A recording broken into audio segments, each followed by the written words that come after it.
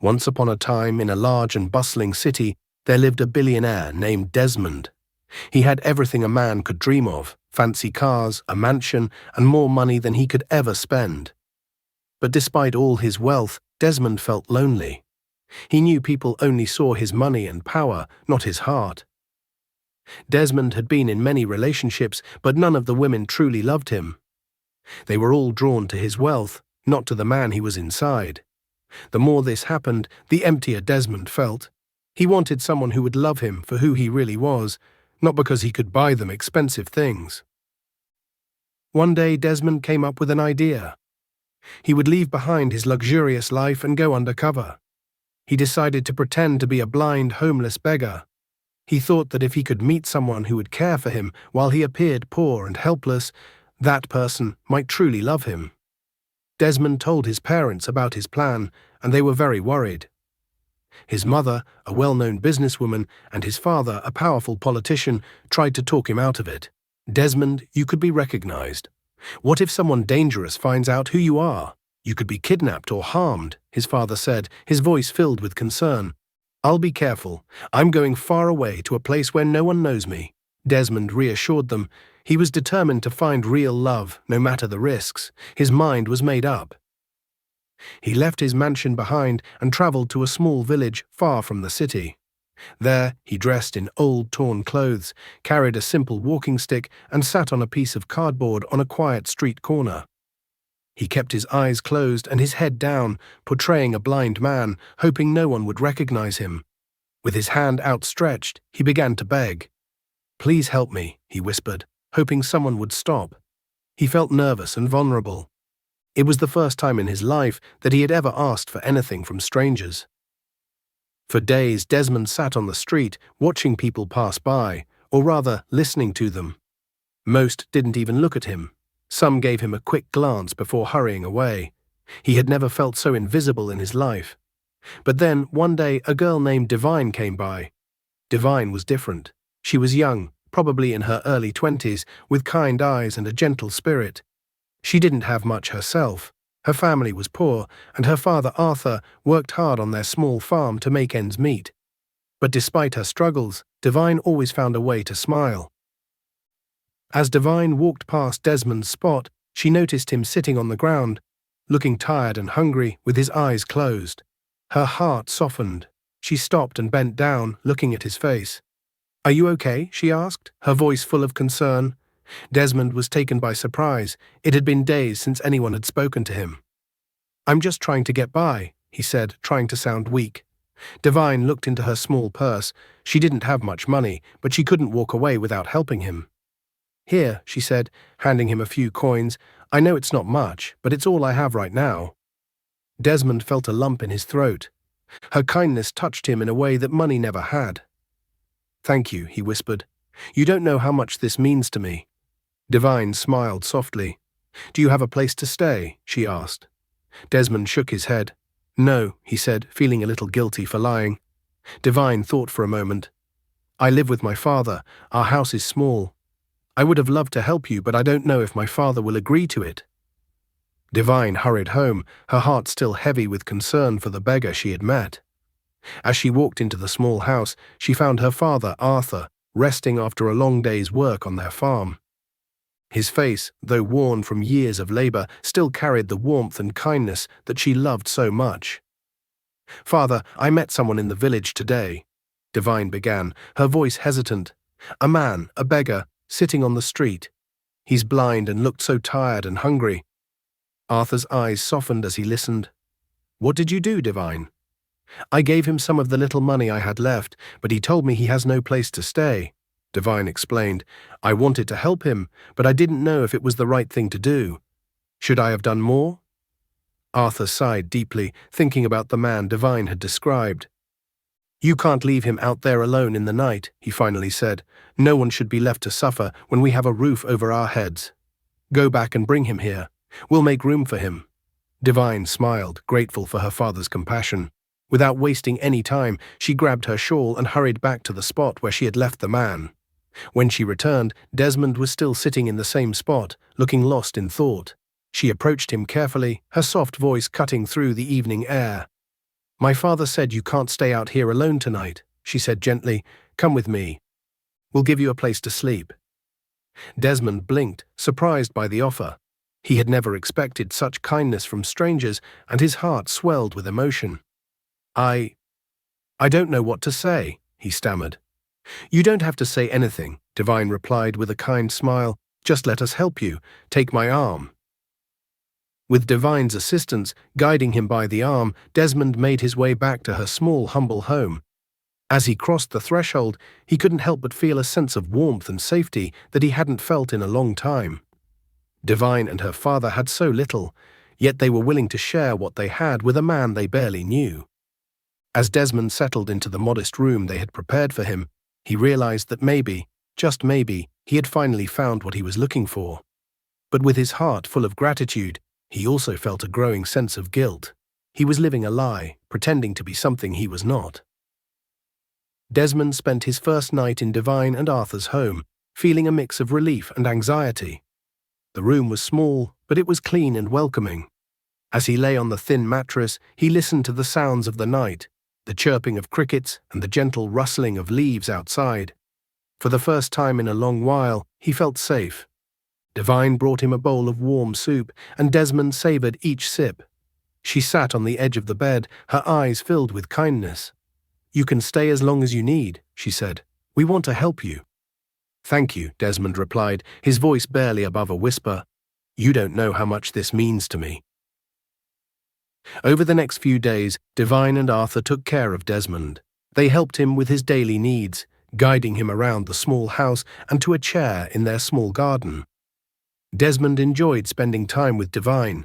She was funny and smart, and he found himself laughing more than he had in years. One evening, as they sat together in the garden, Divine looked at him with concern. "You seem sad sometimes," she said. "Is there something on your mind?" Desmond wanted to share everything with her, but he held back. I'm grateful to be here," he replied, forcing a smile. "I've been through a lot." Divine nodded, but Desmond could see she wanted to know more. He felt a pang of guilt. How could he enjoy this happiness while hiding who he really was? Meanwhile, back in the city, Desmond's parents were growing increasingly worried. They hadn't heard from him since he left, and it was unlike him to go without his phone. Every night his mother sat by the window, praying for her son's safety. Her heart ached with worry. Where could he be? She wondered aloud, her voice thick with emotion. "This is our only son. He should have told us where he was going." Desmond's father tried to stay calm for his wife's sake, but he couldn't hide his concern.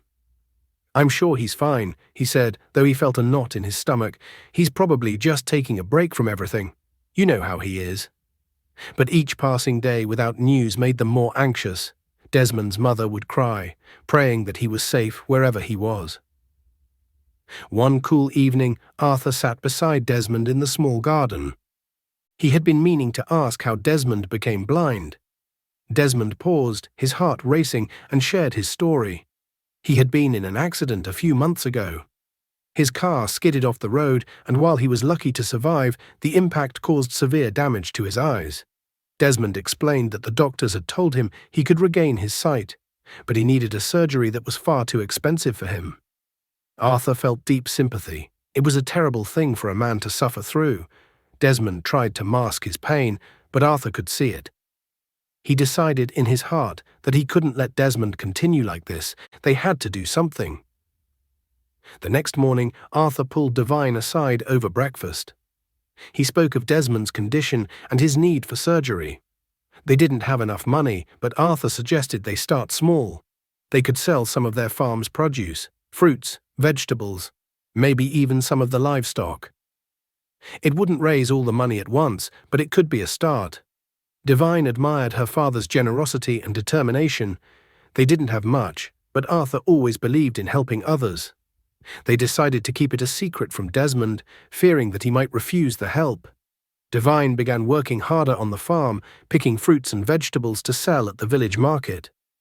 Arthur took care of the farm's daily work, but both father and daughter focused on gathering enough produce to make a difference. At the market, Divine began selling the fresh produce. People from the village appreciated the quality of the fruits and vegetables she offered. But one day, Victor, a wealthy young man from the city, approached her again. Victor had been trying to get her attention for months. Every time he came to the village, he offered her gifts and promises of a luxurious life if she would only marry him. Victor made his usual proposal, promising her wealth and comfort. He talked about how much better her life would be in the city. Divine remained calm, declining his offer.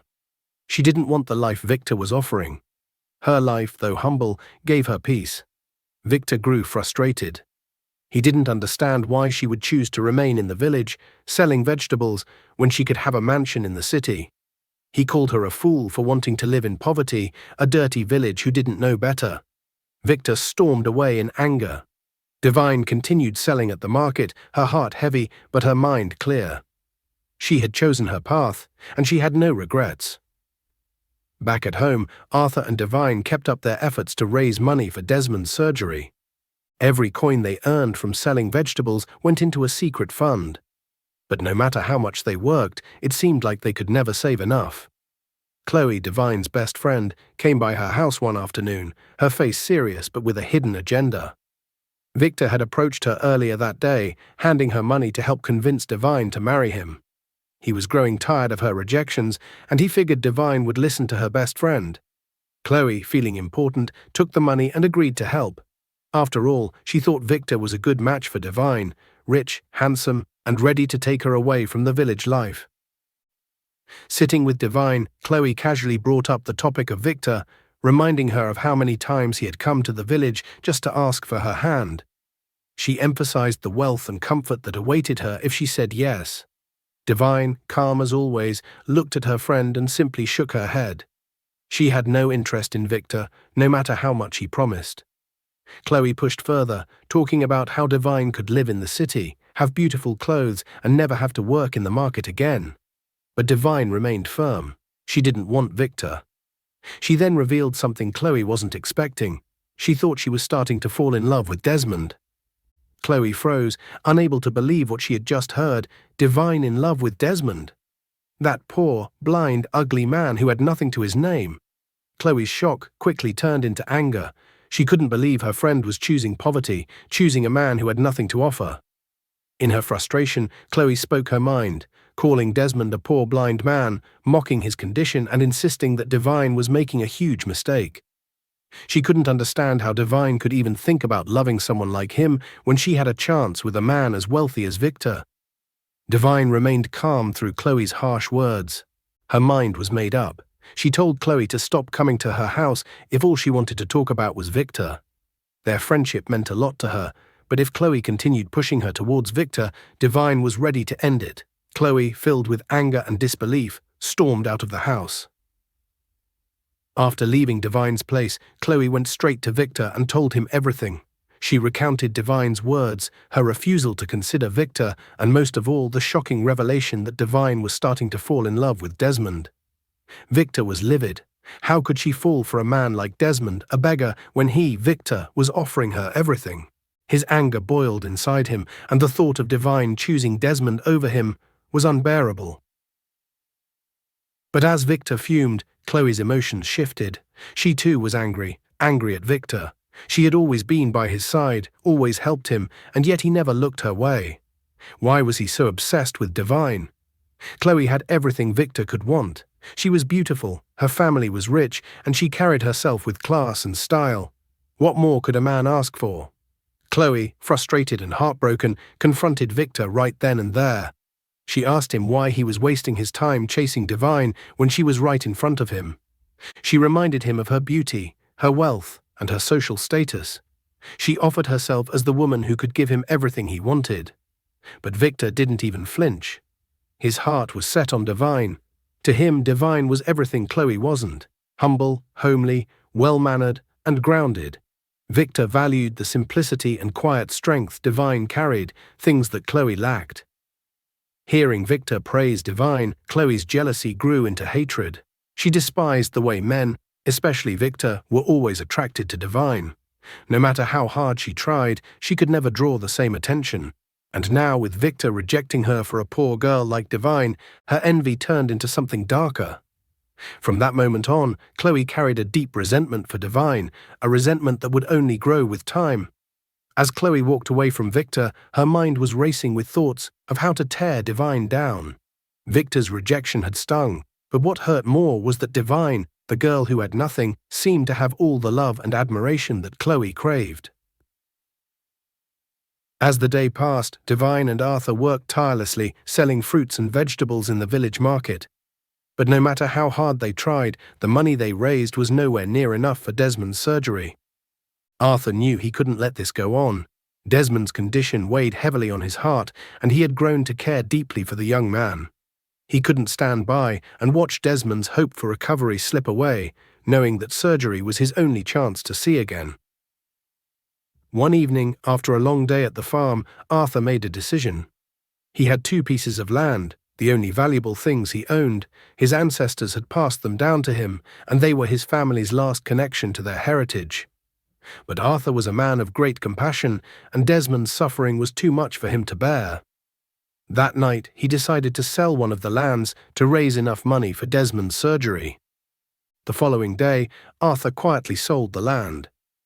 His heart ached, knowing what he was giving up, but he couldn't let that stop him. This was Desmond's chance to see again, and it was a sacrifice he was willing to make. Arthur returned home with the money in hand, eager to share the news with Desmond. When he arrived, he found Desmond sitting quietly in the small living room. The evening sun cast a soft light through the open door. With a smile, Arthur told Desmond that the money for his surgery was ready, that he had sold his land to make it possible. Desmond's face went pale. He couldn't believe what he was hearing. This poor man, who barely had enough to provide for his family, had sold his land, his only source of wealth, for his sake. Guilt hit Desmond like a wave, and he couldn't stay silent any longer. He had already taken too much from this family, and now they were sacrificing everything for him. Desmond swallowed hard, his voice shaking as he began to confess. He told Arthur the truth, that he wasn't really a beggar, that he wasn't poor, and that he wasn't blind. He explained how he was actually a wealthy man, a billionaire, who had come to the village disguised as a blind beggar to find true love. He had wanted to escape the women who only loved him for his money, so he created this lie to see if someone would love him for who he truly was. Arthur stood frozen, listening in disbelief as Desmond revealed the full story. The air in the room felt heavy with the weight of Desmond's words. After a long silence, Arthur's face hardened. Without saying a word, he stormed out of the house, unable to process the betrayal. He walked to a quiet corner of the yard and sank to his knees. His heart broke as tears filled his eyes. This man whom he had trusted had been lying to them from the start. Arthur had sold his land, his family's legacy, for a lie. He had believed in Desmond's suffering, and now it felt like everything was crumbling around him. Divine had been nearby and saw her father rush out of the house. She hurried inside to find Desmond sitting there, his face filled with guilt. She demanded to know what had happened. Desmond, already consumed by shame, confessed to her just as he had to her father. Divine stood there speechless at first, her emotions swirling. When the truth finally hit her, anger surged through her body. She looked at Desmond with a mixture of disbelief and rage. All this time, she and her father had been working hard, sacrificing what little they had, all because they believed he was in desperate need. How could he have lied to them like this? How could he make them suffer, knowing they were giving everything for him? Tears welled up in her eyes as her anger took over. Without holding back, Divine unleashed her frustration, her voice filled with hurt. She told Desmond how cruel his deception had been, how much pain he had caused them. Her father had sold their land, their last hope for a better future, all for someone who had never needed their help in the first place. Divine's heart felt shattered. She had begun to care for Desmond, had started to see a future with him, but now all she saw was betrayal. Desmond tried to explain. He pleaded with her to understand his intentions, telling her that he had never meant to hurt them. But Divine couldn't listen. The weight of what had happened was too much for her to bear. She turned her back on him, tears streaming down her face, and walked away to her room. There, alone, she let her tears fall freely. She cried for her father, who had given everything, and for herself, for having believed in a man who had deceived them so deeply. The house was quiet that night, the air thick with pain and betrayal. Arthur stayed outside, lost in his own grief, while Divine cried herself to sleep. Desmond, filled with regret, sat alone, unsure of how to fix the damage he had caused. Word of Desmond's true identity spread through the village like wildfire. It didn't take long before everyone knew that the poor, blind beggar was actually a billionaire. Whispers filled the air as neighbors gathered in corners to discuss the shocking news. The man they had pitied for months was not who they thought. Many were in disbelief. But soon the facts became clear, and no one could deny the truth. When the news reached Victor, it felt like the ground beneath him was shaking. He realized in an instant that his dreams of winning Divine's heart were over. How could he compete with a billionaire? The woman he had spent so long chasing would never look his way now. He knew it was the end of the road for him, and his desperation grew. With no other options, Victor decided to visit Chloe. He arrived at her house, his pride bruised but determined to salvage what he could. Standing before her, he told Chloe that he was ready to be with her, ready to start a relationship, now that Divine had rejected him. He hoped Chloe would take him back and forget the past. But Chloe's response wasn't what he expected. Chloe burst into loud laughter, her voice echoing through the room. She looked at Victor with a mix of amusement and disdain. "You must be out of your mind," she said, "to think I would ever marry someone like you." Victor stood there stunned, his heart sinking. Chloe continued, her words sharp and cutting. "Do you really think I don't know the truth? You've been flaunting your boss's cars and clothes, pretending to be wealthy, but you have nothing. You're a fraud, Victor. You've been exposed, and I would never waste my time on someone like you." Victor's face drained of color. His secret, the one he had carefully guarded for so long, was out. Chloe had discovered not long ago that the fancy cars he drove and the expensive clothes he wore weren't his. He had been living a lie, pretending to be rich to impress Divine, but now everything had come crashing down. Humiliated, Victor turned and walked away, his head hanging low in shame. He had lost everything. Divine, his dignity, and now even Chloe's respect. The next morning, Desmond gathered his courage and went to speak to Divine. He had spent the night thinking about everything, his lies, the pain he had caused her and her father, and the future he still hoped to build with her. Desmond knew he had made mistakes, but his feelings for Divine were real. He found her outside the house, her face still marked by the pain of the past few days. Desmond approached her slowly, his heart heavy with regret. He told Divine that he was ready to take her back to the city with him, that he wanted to make things right. He spoke of a life they could share, away from the village, where she would never have to struggle again. Desmond promised that he would take care of her and her father, that they would never want for anything. But Divine's face remained hard, her eyes filled with sadness. She looked at Desmond, not with anger this time, but with disappointment. She told him she couldn't go with him.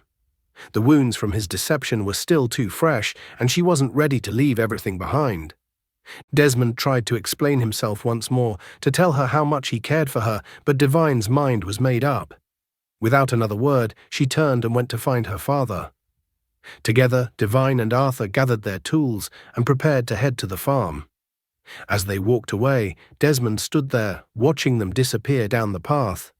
His heart ached, knowing that his lies had cost him more than he ever imagined. He had come to the village searching for love, but now he was left with nothing but regret. At the farm, Divine worked silently beside her father, her mind swirling with thoughts of Desmond. She had cared for him deeply, had even started to imagine a life with him, but the betrayal was too much to bear. Her father, though quiet, shared her pain.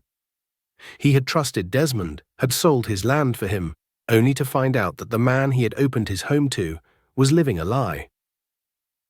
As Desmond sat alone, thinking about what to do next, Chloe came to see him. She had heard about the problems between him and Divine, and she saw this as a chance to get closer to him. She walked up to him, pretending to be concerned, but her real plan was to lie and twist the truth. Chloe told Desmond that Divine wasn't as good as she seemed. She said Divine had been pretending to be a decent girl, but she wasn't. Chloe claimed Divine was only playing him and wasn't truly interested in him. She went further, saying Divine was flirting with other men in the village and didn't really care about Desmond. Her words hit Desmond hard, and he didn't know what to believe. Then Chloe told Desmond that she liked him. She said she had admired him from the start, even when he was begging on the street, pretending to be blind. She tried to make Desmond believe that she was the one who really cared for him, not Divine. Desmond, who had been quietly listening, finally asked her a question. "If you like me, why didn't you say something when I was pretending to be blind? Why wait until now?" Chloe quickly replied, "I was waiting for the right time. I didn't want to get in the way while you were sorting things out with Divine." Desmond's face grew serious. He had heard enough. "Get out," he said firmly. "I know what you're doing, Chloe. You're just after my money. You're spoiled and selfish, nothing more than a gold digger." Chloe's face turned red with anger and shame. She hadn't expected Desmond to reject her like this. She stormed out of the house, embarrassed and upset. As she left, she muttered curses under her breath, blaming Divine for everything. Chloe thought, if it weren't for Divine, I could have had Desmond. Days passed, and Desmond tried everything to convince Divine and Arthur to come with him to the city. He apologized over and over, explaining that he never meant to hurt them. But the damage was done. Divine couldn't trust him anymore, and Arthur felt betrayed. No matter what Desmond said, they couldn't see him the same way. Desmond felt sadder and more lost than ever. This family, who had shown him real kindness, didn't care about his money. They took him in, gave him food, and treated him like family when they thought he had nothing. It was the love he had always wanted. But now, because of his lies, he had ruined everything. One morning, Desmond decided it was time to leave the village. He knew staying any longer would only cause more pain. He couldn't stand to see the hurt in Divine's eyes or the disappointment in Arthur's face. So with a heavy heart, he packed his things and got ready to go back to the city. Before he left, Desmond sat in the house one last time, remembering all the moments he had shared with Divine and her father, the laughter, the warmth, and the hope that he could have had something real with them. It was hard for him to walk away from the only family that had ever truly loved him. As Desmond walked down the road, leaving the house behind, he looked back one last time. His heart ached, knowing that this place had once felt like home. The love he had been searching for his whole life had been here, but he lost it because of his lies. With the sun setting in the distance, Desmond kept walking, the village slowly fading behind him. His mind was full of regret. No amount of money could fill the emptiness he felt now. The love he had ruined was something money couldn't buy. As Desmond walked away from Divine's home, her heart shattered. Tears streamed down her face as she cried for hours. She had fallen in love with Desmond despite everything, and now he was gone. Her mind was full of regret. She questioned why she had let him go, why she had allowed her anger to push him away. Though he had lied about his identity, she knew deep down that he had a good heart. She had seen the kindness in his eyes and felt the warmth in his presence. Now all of that was gone, and she couldn't help but feel that she had made a terrible mistake. Back in the city, Desmond's mother was the first to see him as he arrived at their mansion. The moment she laid eyes on her son, she ran to him, her arms wide open. She hugged him tightly, tears of relief in her eyes.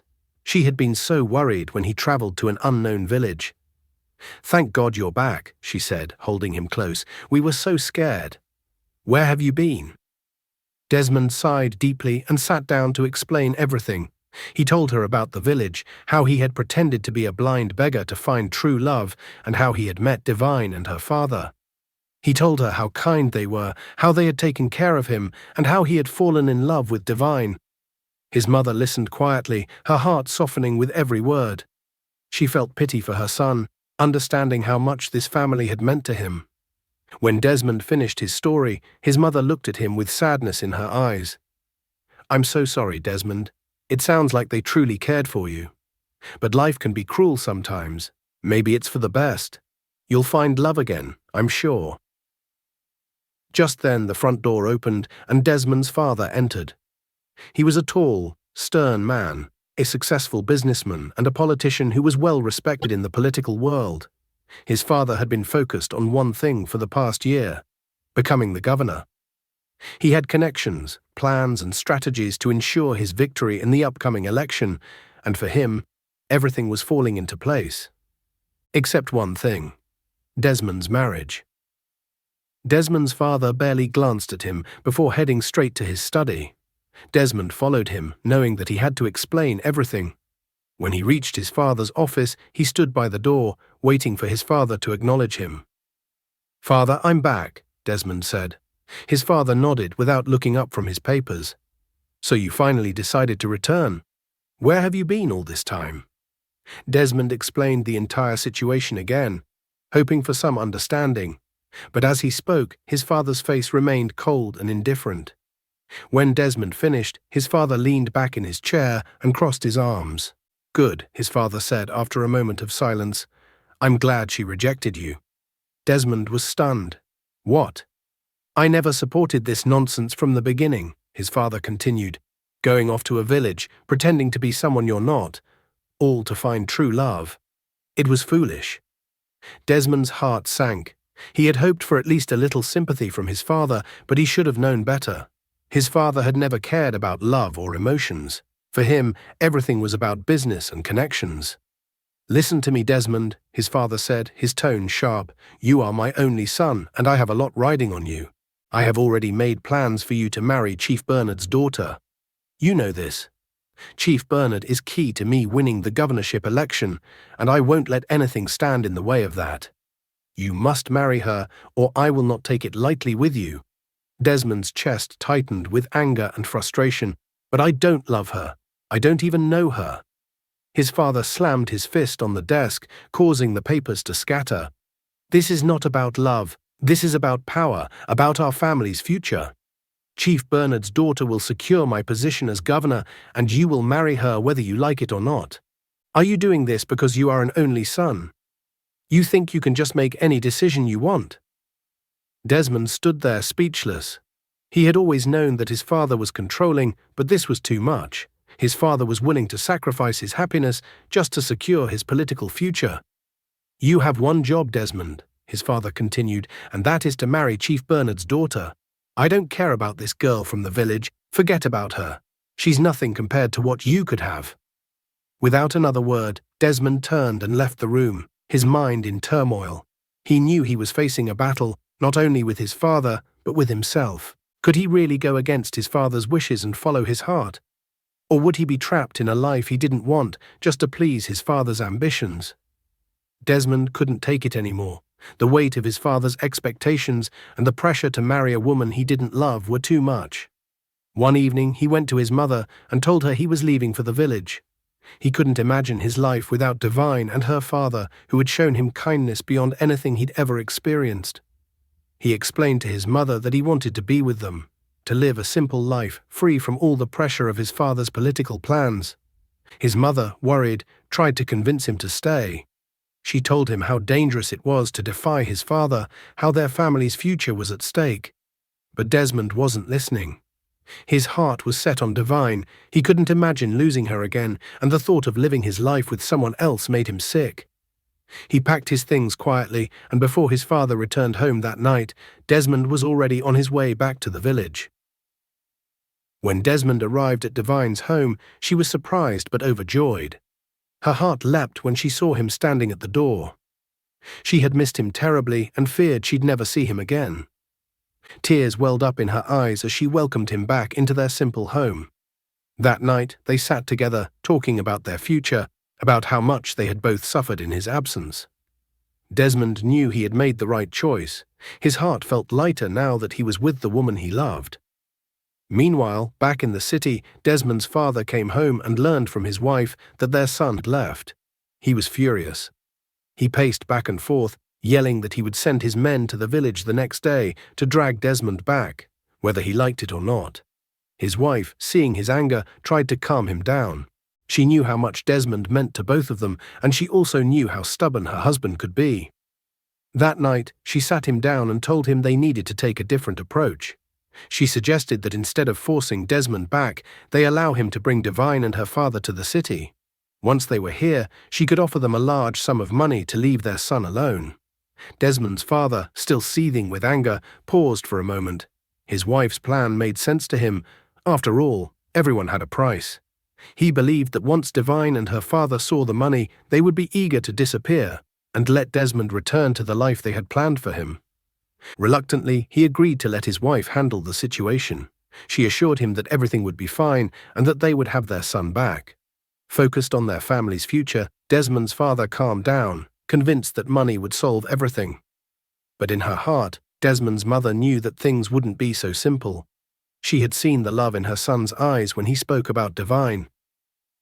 The next day, Desmond's mother called him. She told him that he could bring Divine and her father to the city. Desmond couldn't contain his joy. He quickly told Divine the good news, and she shared it with her father. Arthur, who had never been to the city in his entire life, gladly agreed to go. He was excited about the chance to see a new world and grateful for all the help Desmond's family was offering. When they arrived in the city, Desmond's father sat Arthur down. With a calm voice, he told him that he had bought them a house and also arranged a business for him so he wouldn't have to work on the farm anymore. Arthur, overwhelmed with happiness, thanked Desmond's father profusely. He never thought such kindness would come his way. With new hope in his heart, he and Divine moved into their new home. However, one afternoon things took a dark turn. Desmond's father visited Divine alone. With a cold expression, he told her that now that he had settled them with a house and a business, they must stay away from his son.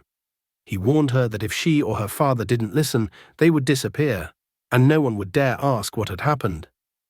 Fear gripped Divine as she listened to the threatening words. She didn't know what to do. Shaking with fear, she called Desmond and told him everything. Desmond, furious, confronted his father immediately. He couldn't believe that after all the promises, his father would go behind his back like this. Without wasting time, Desmond went straight to Chief Bernard's house. He looked the chief in the eye and told him that he would never marry his daughter, no matter what. To make his point stronger, he even lied, saying that his girlfriend, Divine, was already pregnant with his child. This news hit the chief like a ton of bricks. His face turned red with anger. He couldn't believe that Desmond had rejected his daughter so harshly. Chief Bernard stormed out of the house and went straight to Desmond's father, filled with rage. He told him that he would never support him in his run for governor. Without his influence, Desmond's father's dreams of becoming a governor were shattered. Chief Bernard made it clear that he would have nothing more to do with the family and left angrily, leaving Desmond's father in shock and disbelief. Desmond's father was furious after his argument with Chief Bernard. Desperate to save his political career, he tried calling the chief several times, but every time, Chief Bernard refused to pick up his calls. Frustration boiled within him. His anger soon turned to his son, Desmond. He warned Desmond that if he lost the election, there would be consequences that Desmond couldn't even imagine. Desmond remained firm, knowing he had chosen love over his father's ruthless ambitions. The day of the election finally arrived. Desmond's father anxiously waited for the results, but when the announcement came, it shattered all his hopes. He had lost, and the other political party had won the governorship seat. Without Chief Bernard's support, he stood no chance. The defeat filled him with rage. His dreams of power, wealth, and influence had crumbled, and he blamed Desmond for it all. Blinded by anger, Desmond's father made a horrible decision. He sent his men to Arthur's house with orders to teach them a lesson. That night, they arrived at Arthur's simple home and brutally attacked the poor man. They beat him so severely that he fainted, lying motionless on the floor. When they finally left, it was a cruel act of revenge for something Arthur had no control over. When Divine returned from the market later that evening, she found her father lying on the floor, unconscious and barely breathing. Panic surged through her. She screamed for help and, with the help of some neighbors, rushed him to the hospital. Tears streamed down her face as they drove as fast as they could. At the hospital, the doctor took one look at Arthur and quickly went to work. After what felt like hours, the doctor came out and told Divine that if she hadn't brought him in when she did, her father wouldn't have survived. It was a miracle he was still alive. Desmond rushed to the hospital as soon as he heard the news. When he saw Arthur lying in the hospital bed, bruised and weak, his heart sank. This was the man who had welcomed him into his home, the man who had cared for him without knowing his true identity. Seeing Arthur like this broke something inside Desmond. He couldn't hold back his tears. He knew this was all his father's doing, and it filled him with guilt and sorrow. The only family that had ever shown him real love was suffering because of him. Divine sat by her father's bedside, holding his hand, silently crying. Desmond joined her, his heart heavy with the weight of everything that had happened. He knew he had to make things right, but at that moment, all he could do was sit with Divine and pray that Arthur would survive. When Desmond got home after the emotional day at the hospital, he was filled with anger and pain. His heart pounded with every thought of Divine's father lying in that hospital bed, barely hanging on to life. He couldn't take it anymore. His father's greed and cruelty had gone too far. In a fit of rage, Desmond stormed into his room, opened his drawer, and pulled out a gun. His hands trembled with a mix of fury and determination. For the first time in his life, he felt ready to stand up to his father, no matter the cost. Desmond marched downstairs to his father's study, where the older man sat with a glass of whiskey in hand, still seething from his election loss. The door burst open, and his father looked up, startled by the sudden entrance. Desmond stood in the doorway, holding the gun firmly in his hand, his face darkened with anger. Without a word, Desmond raised the gun and pointed it straight at his father. The shock on his father's face was immediate. He had never seen Desmond like this. His son, who had always been so obedient, so respectful, was now standing in front of him, threatening him with a gun. Desmond's voice was cold and steady, a tone his father had never heard from him before. "If Divine's father dies," Desmond said slowly, "then you will die too." His words cut through the air like a knife. For a moment, his father sat frozen, unable to speak. The weight of his son's words hit him hard. This wasn't a joke. Desmond wasn't bluffing. There was a deadly seriousness in his eyes, a rage that his father had never imagined could exist in him. Desmond's father finally spoke, his voice shaking. "Desmond, put the gun down. You don't want to do this." But Desmond didn't move. His grip on the gun stayed firm, and his eyes stayed locked on his father. "You've done enough," Desmond continued. "Because of you, an innocent man is lying in the hospital, fighting for his life. All because of your greed, your need for control. If he doesn't make it, I swear, you'll pay for it with your own life." His father felt a wave of guilt wash over him. He had always pushed Desmond to follow his rules, his plans, his vision for the family's future. He had never cared about Desmond's feelings, about what he wanted for his own life, and now, looking at the anger and pain on his son's face, he realized that he had pushed too far. He had broken something inside Desmond. Tears welled up in his father's eyes, something Desmond had never seen before. The old man lowered his head, ashamed. "Desmond, I'm sorry," he said softly. "I didn't mean for things to go this far. I didn't want anyone to get hurt. I just wanted you to have the life I thought was best for you." But Desmond wasn't moved. "You've never cared about what's best for me. You've only ever cared about what's best for yourself. Well, I'm done. If Arthur dies, you'll see just how far I'm willing to go." Desmond's father nodded slowly, realizing the depth of his son's pain and the seriousness of the situation. He couldn't lose his only son, not like this. For the first time in his life, Desmond's father felt true fear, not just of the gun, but of losing his son for good. He looked at Desmond, the boy he had raised, now standing before him like a stranger. The realization hit him that he had pushed too hard, for too long, and had taken everything for granted. His greed, his hunger for power, had led to this moment, and he had no one to blame but himself. Slowly, he raised his hands, showing Desmond that he meant no harm. "Desmond," he said, his voice softer now, "put the gun down. I will fix this. I promise, I won't let anything happen to Arthur." Desmond's face remained hard, but he could see the change in his father's expression. The guilt was there, but the damage had already been done. He lowered the gun slightly, but his voice stayed cold. "Fixing this won't bring back the trust you've broken," Desmond said. "You can't undo what you've done." His father nodded, understanding that words wouldn't make up for everything. "I know," he whispered. "But I'll try. I'll call off my men, and I'll make sure Arthur gets the best care. I'll make things right." Desmond stood there, still breathing heavily, the gun now lowered completely. He didn't know if he could trust his father's promises, but he didn't want more violence. Slowly, he placed the gun down on the table between them. His father let out a breath of relief, but didn't dare move. "I'll hold you to your word," Desmond said firmly. "If anything happens to Divine's father, I'll never forgive you, and I will never come back." His father nodded again, more tears forming in his eyes. "I understand, son. I won't let you down this time. I promise." Desmond turned and walked out of the room, leaving his father sitting there in silence, overwhelmed by guilt and regret. For the first time, the weight of his actions truly hit him. He had nearly lost his only son, and worse, he had caused harm to a family that had done nothing but show kindness to Desmond. As Desmond walked out of the house and into the night, he felt a storm of emotions. He wanted to believe his father, but years of disappointment made it hard. The only thing he knew for sure was that he had to protect Divine and her father. They were the only people who had ever treated him like a real person, not like a trophy or a symbol of wealth. He made his way back to the hospital to check on Arthur. When he arrived, he found Divine still by her father's side, holding his hand, tears in her eyes. She looked up when she saw Desmond and gave him a sad smile. "Is everything okay?" she asked, her voice soft and tired.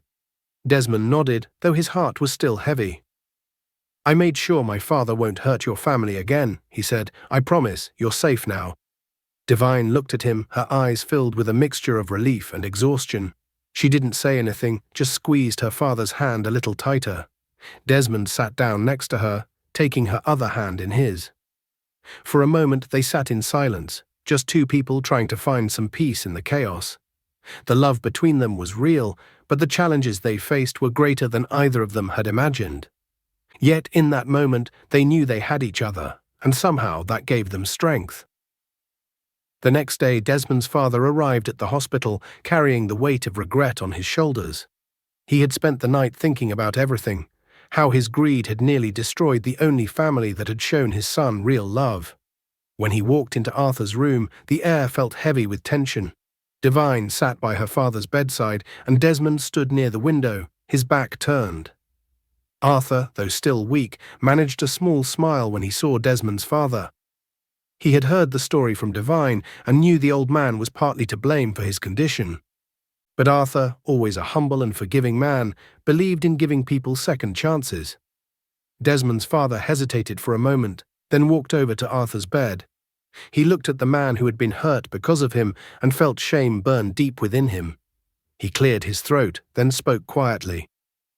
"I am sorry, Arthur," he said, his voice low. "I've made terrible mistakes. I let my ambition blind me, and I hurt you and your family. I'm not proud of what I've done, but I want to make things right." Arthur, still too weak to speak much, simply nodded. Divine watched her father closely, waiting for his reaction. She had never seen him angry, but this was the first time she wondered if her father could forgive someone who had caused so much harm. After a long pause, Arthur finally spoke. "Life is short," he said, his voice hoarse but steady. "There's no room for grudges. What matters now is making sure my daughter is happy and that your son is happy too." Desmond's father, relieved, nodded.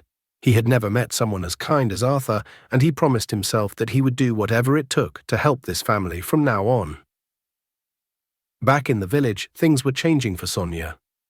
For months, she had been proud and boastful, always flaunting her beauty and hoping to marry rich. But after her fallout with Divine and Victor, she felt increasingly isolated. Her plan to help Victor win Divine's heart had failed, and in the process, she had alienated herself from everyone. That was when a man appeared, seemingly out of nowhere. He came to the village with expensive clothes and a shiny car, claiming to be a wealthy businessman looking for a wife. Sonia, eager to show everyone that she could still win, fell for his charms quickly. He spoke of a big house in the city, cars, and a luxurious life. Sonia was blinded by her desire for wealth, and before long they were engaged. The man promised to take her to the city after the wedding, and Sonia was convinced her dream had finally come true. But there was a dark secret behind this man's sudden appearance. He wasn't a wealthy businessman at all. In fact, he was a poor roadside mechanic. He had heard about Sonia through Victor, who had grown bitter and angry after being rejected by Divine. Victor had paid this man to trick Sonia as a form of revenge for all the money she had taken from him, always promising to help win Divine, but never delivering. Sonia, 6 months pregnant by the time the man came to her village, had no idea about his true identity. She was excited about the future, ready to leave the village and live the life she had always dreamed of.